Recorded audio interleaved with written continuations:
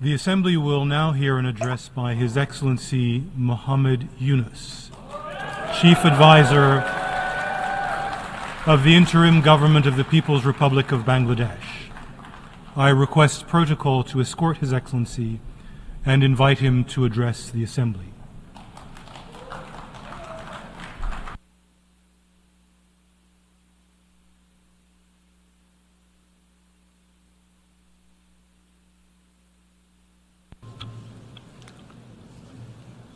বিসমিল্লাহির রহমানির রহিম।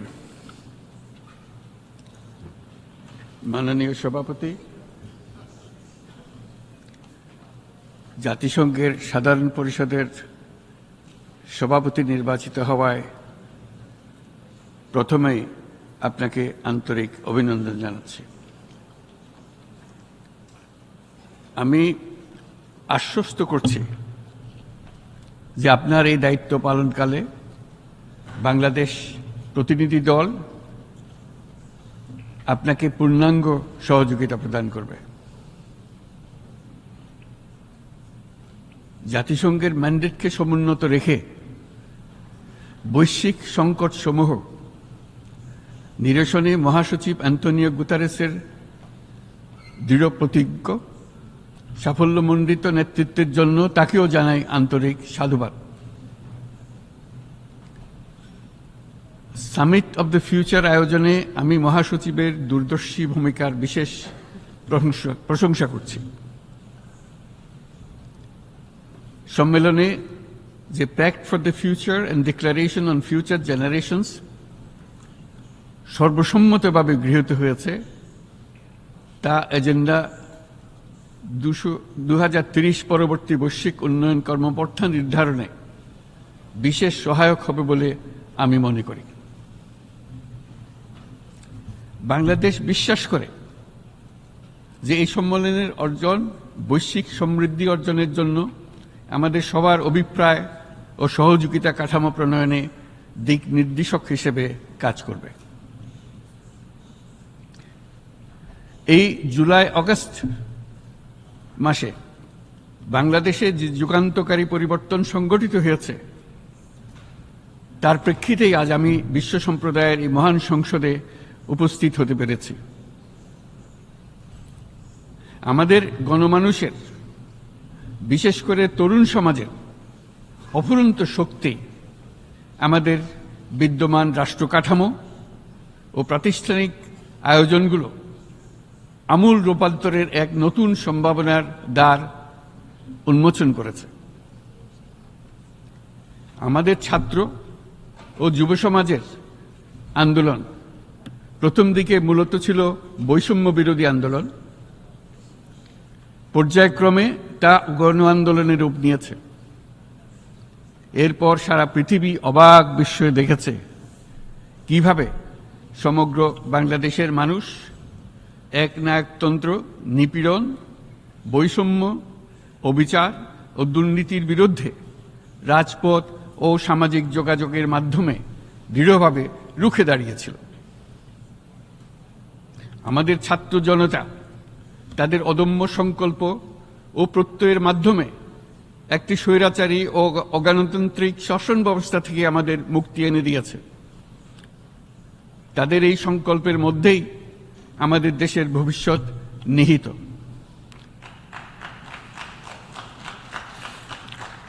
যা এই দেশকে বিশ্ব সম্প্রদায়ের মাঝে একটি দায়িত্বশীল জাতির মর্যাদায় উন্নত করবে বলে আমি বিশ্বাস করি।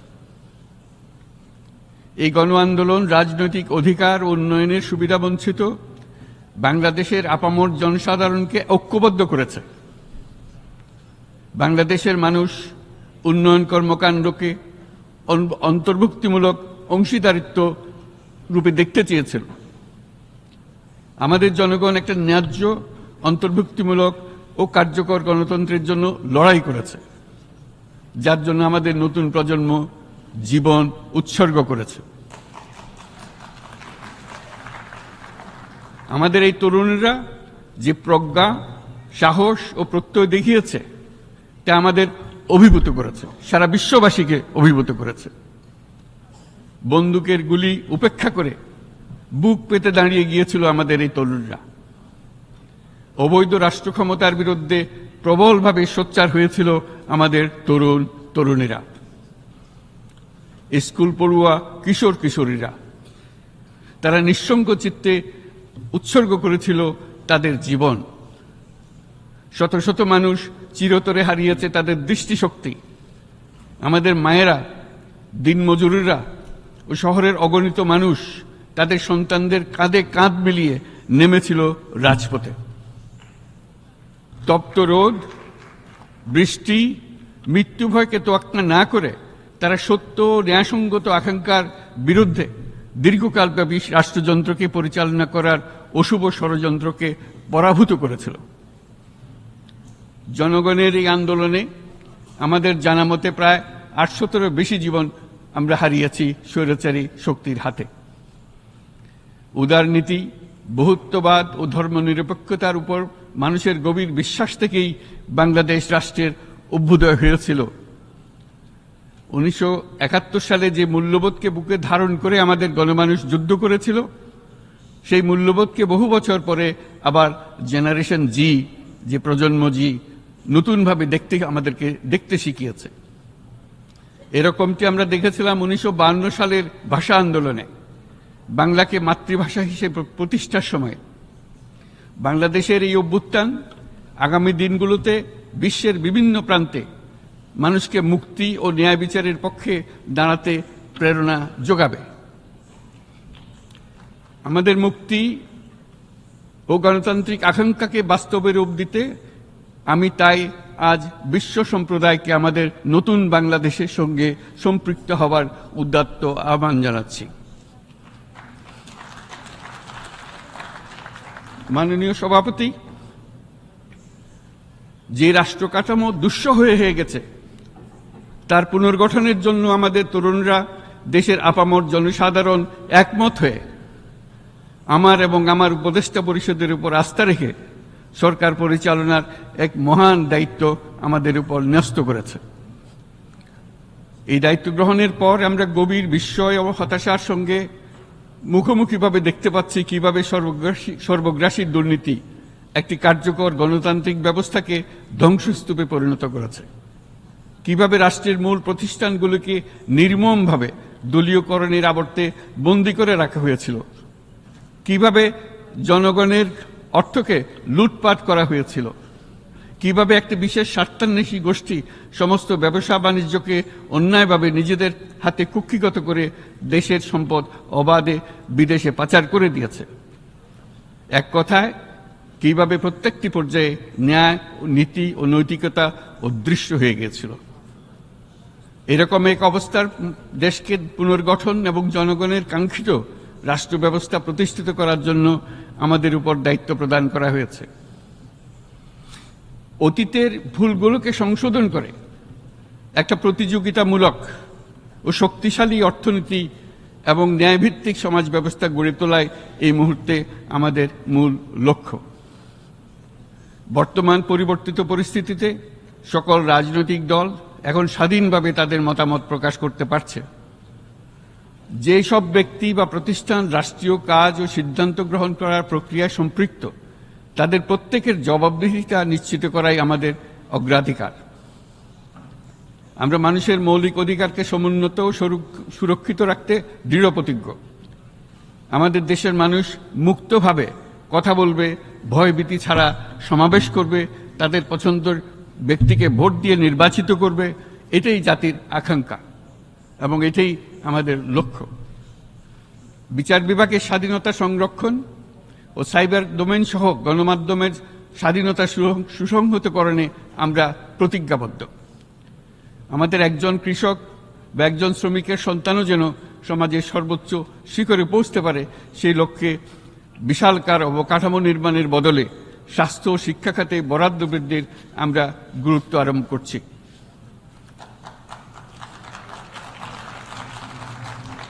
রাষ্ট্র ব্যবস্থার সকল পর্যায়ে সুশাসন ফিরিয়ে আনাই আমাদের অভীষ্ট।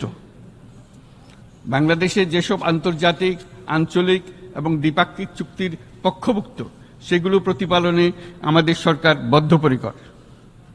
জাতিসংঘ সহ বহু পাক্ষিক বিশ্ব কাঠামোতে বাংলাদেশের সক্রিয় অংশগ্রহণ ও অবদান অব্যাহত থাকবে।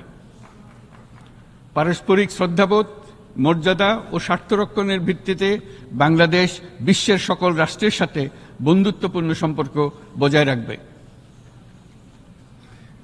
মাননীয় সভাপতি, গত 7 সপ্তাহের মধ্যে আমাদের সরকার বিভিন্ন গুরুত্বপূর্ণ পদক্ষেপ গ্রহণ করেছে। আমাদের অনুরোধে সাড়া দিয়ে জাতিসংঘের মানবাধিকার বিষয়ক হাই কমিশনার বাংলাদেশের গণ আন্দোলনকালে সংগঠিত মানবাধিকার লঙ্ঘনের বিষয়ে বিস্তৃত অনুসন্ধান এবং এইসব বিষয়ে ঘটনার পুনরাবৃত্তি রোধে পরামর্শ প্রদানের জন্য একটা ফ্যাক্ট ফাইন্ডিং কমিশন গঠন এবং তার কাজ শুরু করার জন্য দ্রুত বাংলাদেশে পাঠিয়ে দিয়েছে। আমি তাকে বাংলাদেশের পক্ষ থেকে অশেষ ধন্যবাদ জানাচ্ছি। দায়িত্বভার গ্রহণের 2 সপ্তাহের মধ্যে আমরা গুম প্রতিরোধে যে আন্তর্জাতিক কনভেনশন রয়েছে তাতে যোগদান করেছি।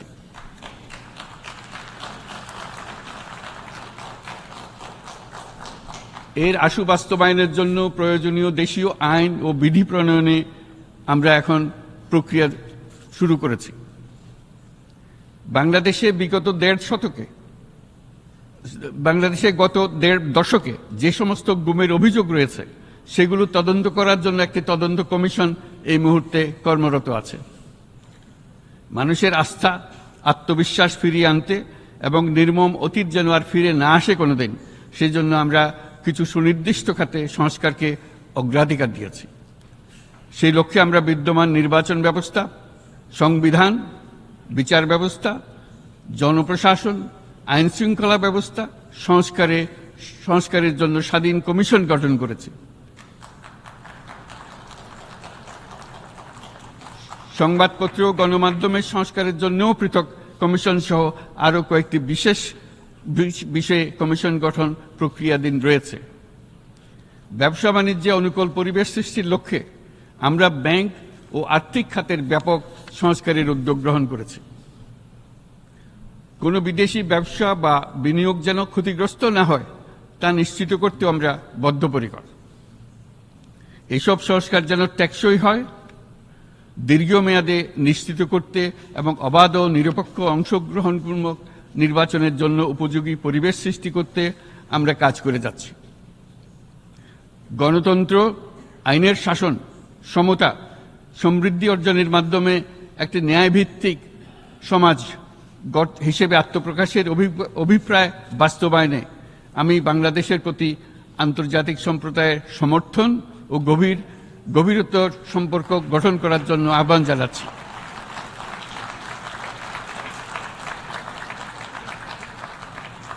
মাননীয় সভাপতি, বাংলাদেশ মনে করে যে শান্তি রক্ষা ও সংঘাত মোকাবেলা জনগণের সমৃদ্ধি নিশ্চিত করার মূল চালিকা শক্তি।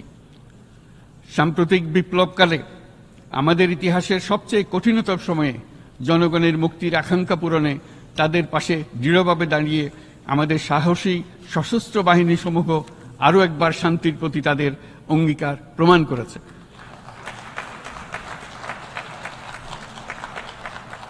এটা সম্ভব হয়েছে শান্তি রক্ষায় আমাদের অঙ্গীকারের কেন্দ্রবিন্দুতে মানবাধিকারকে স্থান দেওয়ার ফলে। জাতিসংঘের পিস বিল্ডিং কমিশনের সূচনা লগ্ন থেকেই শান্তি রক্ষার মতো শান্তি বিনির্মাণেও বাংলাদেশ সমান অঙ্গীকার ব্যক্ত করে এসছে। আমাদের দিনগুলোতে আমরা জাতিসংঘের শান্তি রক্ষা কার্যক্রমে আমাদের মূল্যবোধ ভিত্তিক অবদানের ধারাবাহিকতা রক্ষা, সমুন্নত ও প্রসারিত করতে বদ্ধপরিকর। জাতিসংঘের শান্তি রক্ষা কার্যক্রমে অবদানকারী তৃতীয় বৃহত্তম রাষ্ট্র হিসেবে বাংলাদেশ এখন পর্যন্ত 43টি দেশে 63টি মিশনে শান্তিরক্ষী প্রেরণ করেছে।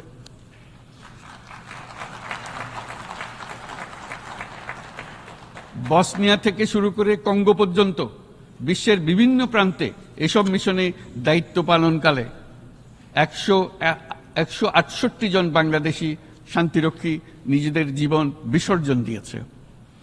আমরা আশা করি যে কোনো অবস্থায় নানা প্রতিকূলতা সত্ত্বেও জাতিসংঘের ভবিষ্যৎ শান্তিরক্ষী কার্যক্রমগুলোতে বাংলাদেশের প্রতিরক্ষা বাহিনীর সদস্যরা একইভাবে অবদান রাখার সুযোগ পাবে।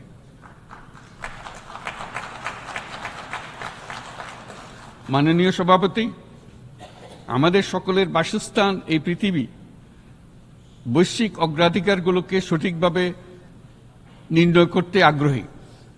জলবায়ু পরিবর্তন আমাদের সকলের অস্তিত্বের প্রতি হুমকি স্বরূপ।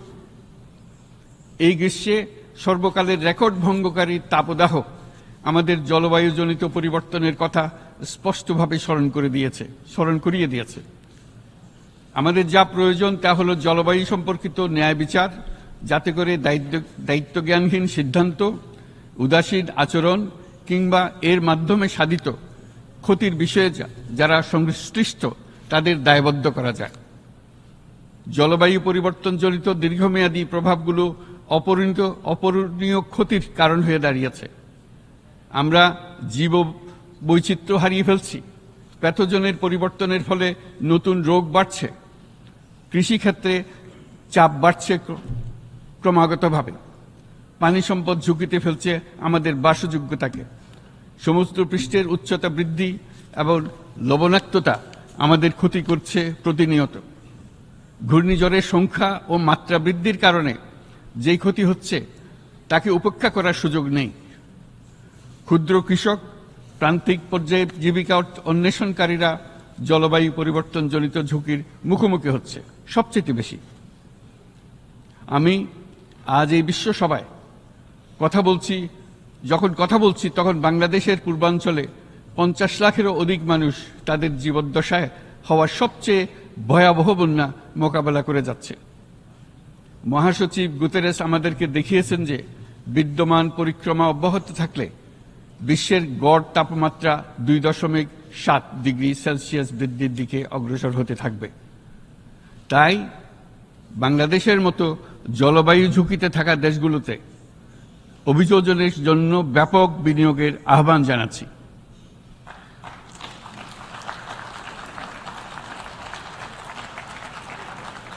এছাড়াও উদ্ভাবনী শক্তির প্রয়োগ, অতিরিক্ত অর্থায়নের মাধ্যমে লস এন্ড ড্যামেজ ফান্ডকে কার্যকর করা আমাদের জন্য অত্যন্ত গুরুত্বপূর্ণ। একইভাবে আমাদের প্রয়োজন প্রযুক্তির সহজলভ্যতা, সক্ষমতা বৃদ্ধি। নির্দিষ্ট করে বললে আমাদের দরকার জীবন রক্ষাকারী প্রযুক্তি, বিশেষত কৃষি, পানি এবং জনস্বাস্থ্য খাতে, যেখানে ক্ষুদ্র ক্ষুদ্র উদ্ভাবন এবং সমাধানসমূহ ঝুঁকিতে থাকা জনগোষ্ঠীকে রক্ষা করতে পারে। জলবায়ু সংকটের মোকাবেলা এবং বৈশ্বিক অর্থনীতি সুসংহতকরণে আমাদের যুগপৎভাবে কাজ করতে হবে। বিশ্ব সম্প্রদায় এখন কার্বন মুক্ত পৃথিবী গড়ে তুলতে মনোযোগী হচ্ছে। বিশ্বের অধিকাংশ মানুষকে এই ধরনের পরিবর্তনের সুফলভোগী করতে হলে নেট জিরো পৃথিবীর দিকে আমাদেরকে অগ্রসর হতে হবে। বাংলাদেশের মতো দেশগুলোকে সাথে নিয়ে যেতে হবে। তা না হলে পারস্পরিক দায়িত্ববোধের মাধ্যমে পারস্পরিক সমৃদ্ধি অর্জনে আমাদের সার্বজনীন অঙ্গীকার পূরণে পিছিয়ে পড়ব আমরা। এই ক্ষেত্রে আমি বিশ্বাস করি সমগ্র বিশ্ব একসাথে 3-0 লক্ষ্য অর্জনের ধারণা বিবেচনা করে দেখতে পারে, যার মাধ্যমে আমরা শূন্য দারিদ্র, শূন্য বেকারত্ব এবং শূন্য নেট কার্বন নিঃসরণ অর্জন করতে পারি। যেখানে পৃথিবীর প্রতিটি তরুণ তরুণী চাকরি প্রার্থী না হয়ে বরং উদ্যোক্তা হিসেবে নিজেকে প্রতিষ্ঠিত করার সুযোগ পাবে। তারা যেন এই সম্পদের সীমাবদ্ধতা সত্ত্বেও নিজ নিজ সৃজনশীলতার বিকাশ করতে পারে, যেখানে একটি ব্যবসায়িক উদ্যোগ সামাজিক সুফল, অর্থনৈতিক মুনাফা এবং প্রকৃতির প্রতি দায়িত্বশীলতার মধ্যে একটি চমৎকার ভারসাম্য আনতে পারে, যেখানে সামাজিক ব্যবসার মাধ্যমে যে কোনো ব্যক্তি ভোগবাদী জীবনধারা থেকে উত্তরণ করে সামাজিক ও অর্থনৈতিক পরিবর্তনের সৃজনশীল শক্তি হিসেবে নিজেকে প্রতিষ্ঠিত করতে পারে।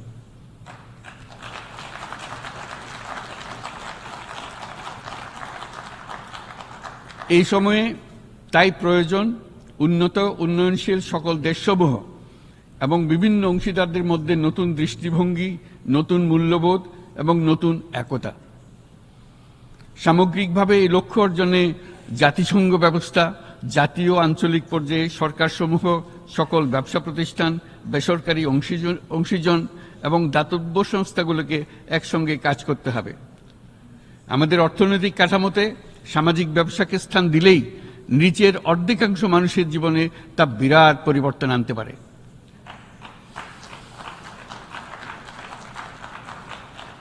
এই পদক্ষেপ একই সঙ্গে জলবায়ুর ধ্বংসাত্মক গতিকে সফলভাবে রোধ করতে পারে এবং বাজার ব্যবস্থার মাধ্যমেই এই মীমাংসা হতে পারে।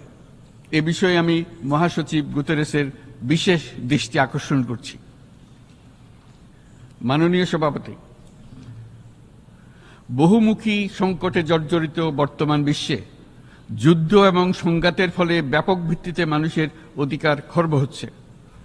বিশ্ববাসীর উদ্বেগ এবং নিন্দা সত্ত্বেও গাজায় গণহত্যা থামছে না।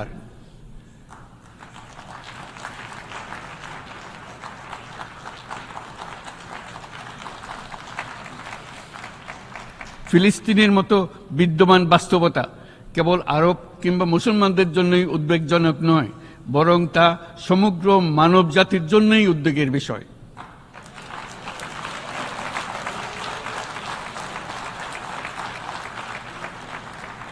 একজন মানুষ হিসেবে প্রত্যেক ফিলিস্তিনির জীবন অমূল্য।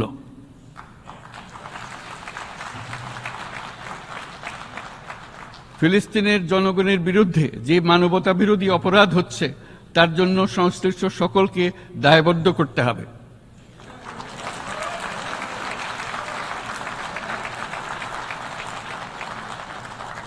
ফিলিস্তিনের জনগণের উপর চলমান নৃশংসতা, বিশেষত নারী এবং শিশুদের সাথে প্রতিনিয়ত যে নিষ্ঠুরতা বিশ্ব দেখাচ্ছে, তা থেকে নিস্তারের জন্য বাংলাদেশ অনতিবিলম্বে সম্পূর্ণ যুদ্ধবিরতির আহ্বান জানাচ্ছে।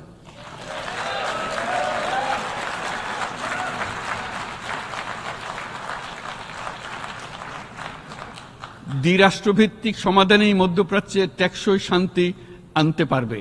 তাই জাতিসংঘ সহ আন্তর্জাতিক সম্প্রদায়ের সকলকে এর বাস্তবায়নের জন্য এখনই উদ্যোগ নিতে আহ্বান জানাচ্ছি।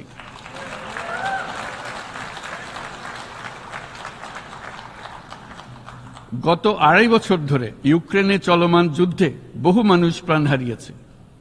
এই যুদ্ধের প্রভাব সর্বব্যাপী, এমনকি বাংলাদেশের অর্থনীতিতেও এর নেতিবাচক প্রভাব আমরা অনুভব করছি। আমরা তাই উভয় পক্ষকে সংলাপে বসে বিরোধ নিরসনের মাধ্যমে যুদ্ধের অবসান ঘটানোর আহ্বান জানাচ্ছি। মাননীয় সভাপতি, বাংলাদেশ গত 7 বছর যাবৎ মিয়ানমার হতে আগত 12 লাখেরও বেশি রোহিঙ্গাদের মানবিক কারণে আশ্রয় দিয়ে আসছে। এর ফলে আমরা বিরাট সামাজিক, অর্থনৈতিক, পরিবেশগত ক্ষতির সম্মুখীন হচ্ছি। মিয়ানমারের অভ্যন্তরীণ সমস্যা থেকে সৃষ্ট এই সংকট বাংলাদেশ ও আমাদের অঞ্চলের জন্য প্রথাগত ও অপ্রথাগত উভয় ধরনের নিরাপত্তা ঝুঁকির কারণ হয়ে দাঁড়িয়েছে। মিয়ানমার থেকে বাংলাদেশে বলপূর্বক বাস্তুচ্যুত রোহিঙ্গাদের সহায়তা করতে আমরা অঙ্গীকারবদ্ধ। আমরা রোহিঙ্গাদের জন্য মানবিক সহায়তা কার্যক্রম চালু রাখা এবং তাদের টেকসই প্রত্যাবর্তন নিশ্চিত করার উদ্দেশ্যে আন্তর্জাতিক সম্প্রদায়ের পর্যাপ্ত সহায়তা অব্যাহত রাখার আহ্বান জানাচ্ছি। রোহিঙ্গাদের সাথে সংগঠিত হওয়া ব্যাপক ভিত্তিক মানবাধিকার লঙ্ঘনের জন্য আন্তর্জাতিক বিচার আদালত এবং আন্তর্জাতিক অপরাধ আদালতে চলমান বিচার প্রক্রিয়ার মাধ্যমে ন্যায় বিচার নিশ্চিত করাও সমানভাবে গুরুত্বপূর্ণ। রোহিঙ্গারা যাতে নিজ দেশে স্বাধীন এবং মর্যাদাপূর্ণ জীবন যাপন করতে পারে, সেই লক্ষ্যে অনুকূল পরিবেশ তৈরিতে জাতিসংঘ অন্যান্য আন্তর্জাতিক প্রতিষ্ঠানের ধারাবাহিক প্রচেষ্টার প্রশংসা দাবিদার। এই লক্ষ্যে রোহিঙ্গারা যাতে পর্যাপ্ত নিরাপত্তা ও অধিকার নিশ্চিত করে তাদের নিজ ভূমি রাখাইনে ফিরে যেতে পারে, তার পথ সুগম করা অত্যন্ত দরকার। মিয়ানমারে প্রতিনিয়ত পরিবর্তনশীল অবস্থা বিবেচনা রেখে বাংলাদেশ আন্তর্জাতিক সম্প্রদায়ের সাথে একযোগে রোহিঙ্গাদের নিজ দেশে মর্যাদাপূর্ণ টেকসই প্রত্যাবর্তনের জন্য পরিবেশ সৃষ্টিতে কাজ করতে প্রস্তুত।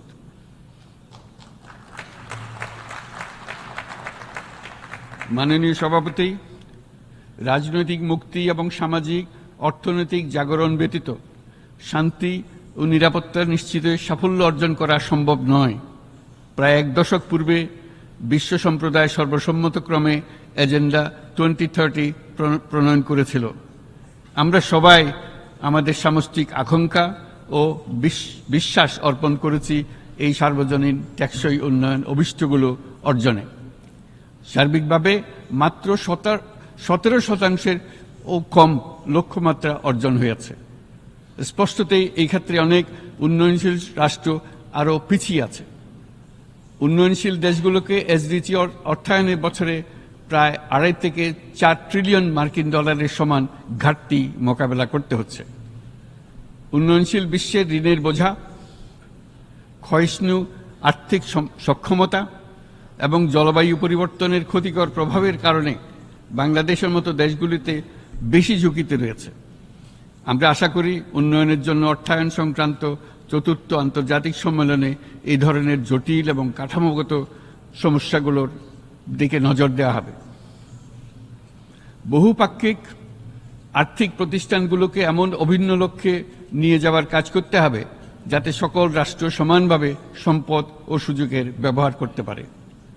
তারা নিজেদের কর্মসূচিতে সামাজিক ব্যবসাকে গুরুত্বপূর্ণ ভূমিকা দিতে পারে, যাতে নিম্ন আয়ের দেশগুলোর বাস্তবতাকে বিশেষভাবে মোকাবেলা করা যায়, যা ব্যবসায়ী উদ্যোগ এবং ব্যক্তির সৃজনশীলতাকে উদ্বুদ্ধ করে, যা বঞ্চিত জনগোষ্ঠীকে বিশালভাবে সহায়তা করে।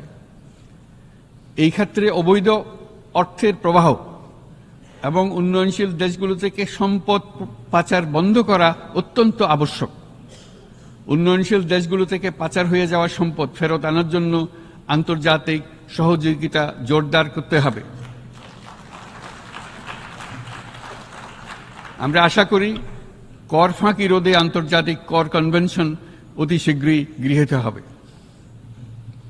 মাননীয় সভাপতি, আমরা যে নিবিড়ভাবে সংযুক্ত বিশ্বে বসবাস করছি, সেখানে অভিবাসন এবং মানুষের অবাধ প্রবাহ এক অলঙ্ঘনীয় বাস্তবতা। বাংলাদেশি নাগরিকরা প্রতিনিয়ত বিভিন্ন দেশে অভিবাসী হিসেবে যাচ্ছেন। তারা বিভিন্ন দেশে তাদের কর্মসংস্থানের সন্ধানে আছেন।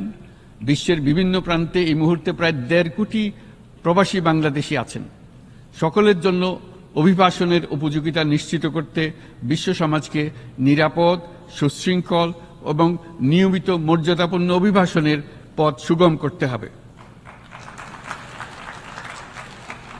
আন্তর্জাতিক সম্প্রদায়কে অভিবাসীদের মানবাধিকার এবং তাদের প্রতি মানবিক আচরণ নিশ্চিত করতে হবে। অভিবাসনের উপর 2018 সালে যে গ্লোবাল কম্প্যাক্ট অন মাইগ্রেশন গৃহীত হয়েছে, তার পূর্ণ বাস্তবায়নে বাংলাদেশ প্রতিশ্রুতিবদ্ধ এবং একই সাথে অনিরাপদ অভিবাসন রোধেও আমরা বদ্ধপরিকর।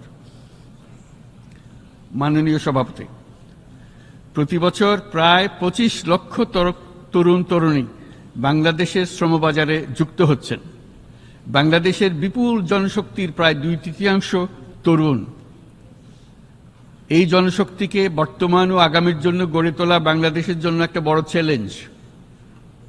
ক্রমপরিবর্তনশীল কর্মজগতে একজন তরুণকে প্রতিনিয়ত নতুন দক্ষতা অর্জন করতে হয়। এই কর্মপরিবেশের সাথে মানিয়ে নেওয়া শিখতে হয়। এই জন্য বাংলাদেশ যখন মধ্যম আয়ের দেশ হিসেবে উন্নতি হচ্ছে, তখন আমরা শিক্ষা এবং প্রযুক্তিগত সহায়তা লাভের উপর বিশেষ জোর দিচ্ছি। এবার কৃত্রিম বুদ্ধিমত্তার বিষয়ে আসি।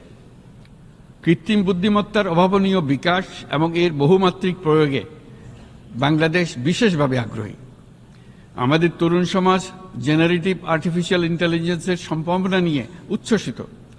একজন বিশ্ব নাগরিক হিসেবে তারাও চায় নতুন পৃথিবীতে নিয়োজিত হতে, কর্মক্ষম হিসেবে নিজেকে গড়ে তুলতে। বাংলাদেশের মতো বৃহৎ তরুণ জনগোষ্ঠীর দেশ যাতে কৃত্রিম বুদ্ধিমত্তার প্রয়োগজনিত অর্জিত সুফল থেকে পিছিয়ে না পড়ে, বিশ্ব সম্প্রদায়কে তা নিশ্চিত করতে হবে। একই সঙ্গে নিশ্চিত করতে হবে যেন কৃত্রিম বুদ্ধিমত্তার কারণে কর্মক্ষেত্রে মানুষের চাহিদা ক্রমাগতভাবে সংকুচিত হয়ে না যায়। এই প্রসঙ্গে আমি উল্লেখ করি যে আমরা ভিন্ন একটা ইন্টেলিজেন্স, অটোনোমাস ইন্টেলিজেন্স, অর্থাৎ যে কৃত্রিম বুদ্ধিমত্তা নিজেই নিজের কৃত্রিম বুদ্ধিমত্তাকে সম্প্রসারিত করতে পারে মানুষের কোনো হস্তক্ষেপ ছাড়াই, তার ব্যাপারে আমরা বৈজ্ঞানিকদের দৃষ্টি আকর্ষণ করতে চাই। তারা যেন এই ক্ষেত্রে অগ্রসর হওয়ার আগে মানুষের উপরের প্রভাব সম্বন্ধে নিশ্চিত হয়ে অগ্রসর হন। আমাদের ধারণা, অটোনোমাস ইন্টেলিজেন্স মানুষের অস্তিত্বকে বিপন্ন করে তুলতে পারে, কাজে এই ব্যাপারে আমাদের সম্পূর্ণ সজাগ থাকতে হবে।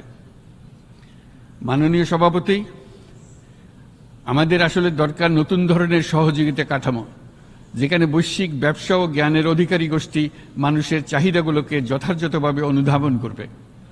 আন্তর্জাতিক সহযোগিতার মাধ্যমে উন্নয়নশীল দেশগুলোর জন্য এমন একটি রূপান্তরকারী ব্যবস্থা তৈরি করতে হবে যা কর্মসংস্থান, আর্থসামাজিক প্রতিকূলতা বা জীবিকার জন্য যুৎসয় সমাধান নিশ্চিত করবে। মাননীয় সভাপতি, আমাদের প্রচেষ্টা, সক্ষমতা এবং সম্পদ একত্রীকরণের মাধ্যমে সকলের সামর্থ্য, উদ্ভাবনী শক্তি এবং সমৃদ্ধিকে কাজে লাগাতে হবে। আর্থসামাজিক উন্নয়ন এবং জলবায়ু সহনশীলতা নিয়ে আমরা প্রতিনিয়ত যে প্রতিকূলতার সম্মুখীন হচ্ছি, সম্মিলিত উদ্যোগের মাধ্যমে তার মোকাবেলা করতে হবে। বৈশ্বিক দক্ষিণের দেশগুলোকে অনন্য অর্থনৈতিক এবং সামাজিক প্রেক্ষাপটে দক্ষিণ দক্ষিণ এবং ত্রিভুজীয় সহযোগিতা এই ক্ষেত্রে বিশেষভাবে সহায়ক হতে পারে বলে আমি মনে করি। বৈশ্বিক দক্ষিণের আওয়াজকে বিশ্বব্যাপী জোরালোভাবে তুলে ধরার জন্য প্রয়োজন সম্মিলিত উদ্যোগ। সেই জন্য বৈশ্বিক এজেন্ডা প্রণয়ন ও বাস্তবায়ন নিশ্চিত করতে বৈশ্বিক দক্ষিণের দেশগুলোর মতামতকে যথাযথ গুরুত্বের সাথে বিবেচনা করতে হবে। জনাব সভাপতি, কোভিড অতিমারির অভিজ্ঞতায় আমরা দেখেছি জনস্বাস্থ্যে ব্যাপক বিনিয়োগ কতটা গুরুত্বপূর্ণ হতে পারে। বিশ্ব স্বাস্থ্য সংস্থায় বৈশ্বিক অতিমারি চুক্তির চলমান আলোচনায় বাংলাদেশ নেতৃত্ব প্রদান করে চলেছে। আমরা চাই কার্যকর আন্তর্জাতিক সহযোগিতা, জনস্বাস্থ্য ব্যবস্থায় অর্থায়ন, প্রযুক্তি হস্তান্তর, গবেষণা ও উন্নয়ন, ভ্যাকসিন থেরাপিউটিক্সের উৎপাদন বহুমুখীকরণ এবং সকল ভ্যাকসিনকে মেধাস্বত্ব অধিকার মুক্ত ঘোষণা করার ব্যাপারে ঐক্যমত্য গঠন। অসংক্রামক রোগসমূহের বিরুদ্ধে লড়াইয়ে এই বিষয়গুলি অত্যন্ত গুরুত্বপূর্ণ। জনাব সভাপতি, এবছর আমরা জাতিসংঘের সাথে বাংলাদেশের অংশীদারিত্বের সুবর্ণ জয়ন্তী উদযাপন করছি। গত 50 বছর ছিল আমাদের জন্য একটা পারস্পরিক শিক্ষণীয় সম্মিলিত যাত্রা। সীমিত উপায়ে বাংলাদেশ বৈশ্বিক শান্তি ও নিরাপত্তা, ন্যায়, সমতা, মানবাধিকার প্রতিষ্ঠায় ধারাবাহিকভাবে অবদান রেখে আসছে। আমাদের সমন্বিত প্রয়াসের পেছনে আছে সত্যিকার অর্থে একটি নিয়মভিত্তিক বৈশ্বিক ব্যবস্থা গড়ে তোলা। এই প্রসঙ্গে উদাহরণ হিসেবে আমি স্মরণ করছি 1999 সালে জাতিসংঘ সাধারণ পরিষদে ক্ষুদ্র ঋণের উপর গৃহীত রেজুলেশনের কথা। সেই সময় জাতিসংঘ 2005 সালকে ইয়ার অফ মাইক্রোক্রেডিট ঘোষণা করেছিল, যার ফলে ক্ষুদ্র ঋণ বিশ্বব্যাপী সম্প্রসারিত হবার সুযোগ পেয়েছিল। একই সময়ে বাংলাদেশের উদ্যোগে গঠিত হয়েছিল ফ্রেন্ডস অব মাইক্রোক্রেডিট। 2001 সাল থেকে সাধারণ পরিষদে কালচার অফ পিস সংক্রান্ত বাৎসরিক যে রেজলিউশন গৃহীত হয়ে আসছে, বা নিরাপত্তা পরিষদে নারী, শান্তি ও নিরাপত্তা সংক্রান্ত যে 1325 নম্বর রেজলিউশন গৃহীত হয়েছিল, তা বাংলাদেশের বিশ্বজনীন উদ্যোগগুলোর প্রতিফলন এবং অবদান। মাননীয় সভাপতি, আজ এই মহান বিশ্বসভায় বিশ্ব নেতৃবৃন্দের উপস্থিতিতে প্রতিধ্বনিত হচ্ছে শান্তি, নিরাপত্তা, ন্যায় বিচার প্রতিষ্ঠা এবং সম্পদের সুষম বন্টনের মাধ্যমে সকলের অন্তর্ভুক্তি নিশ্চিত করার আহ্বান। সদস্য রাষ্ট্র হিসেবে আমাদের প্রত্যেককে আজ গভীরভাবে অনুধাবন করতে হবে কিভাবে আমরা নারী, পুরুষ সকলের জন্য ও আগামীর দিনগুলোতে উদ্যোক্তা হবার সমান সুযোগ সৃষ্টি এবং তাদের ক্ষমতায়ন নিশ্চিত করতে পারি। সকল বৈশ্বিক সমস্যার সমাধানের জন্য আমাদের সবার হাতে যথেষ্ট সক্ষমতা, সম্পদ এবং উপায় রয়েছে। আসুন আমরা জাতীয় বা আন্তর্জাতিক যেসব প্রতিশ্রুতি দিয়েছি তা বাস্তবায়ন করি এবং অর্থনৈতিক ক্ষেত্রে সামাজিক ব্যবসার ধারণা প্রতিষ্ঠিত করে সকল প্রকার বৈষম্য ও অসমতার অবসানে ঐক্যবদ্ধভাবে আমরা কাজ করি। বাংলাদেশের তরুণরা প্রমাণ করেছে যে মানুষের স্বাধীনতা, মর্যাদা ও অধিকার সমুন্নত রাখার অভিপ্রায় কোনো উচ্চাভিলাষ নয়, বরং এটা সকলের নিশ্চিত প্রাপ্য।